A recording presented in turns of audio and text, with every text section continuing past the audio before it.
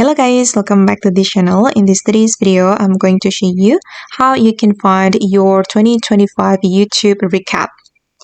Okay, let's get into it guys. Based on the information I got from the YouTube official blog, the recap is available started from 2nd of December for YouTube users in North America and roll out to the rest of the world this week.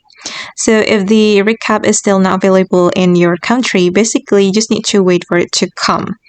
But don't worry guys, because here I'm going to share a trick to you guys to get the recap sooner if the recap is still not available in your country. Because actually the recap is still not available in my country, but as you can see right here, I got my 2025 recap. So I'm going to share the trick to you.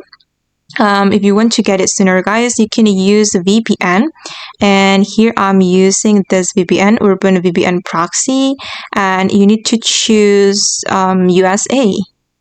Okay, and after the VPN has been connected, you can open this website. Oops, sorry, I'm going to show you. You can go to this website, youtube.com/recap. Okay, just open it and you will get your 2025 recap, and you can open it from your phone or from your PC.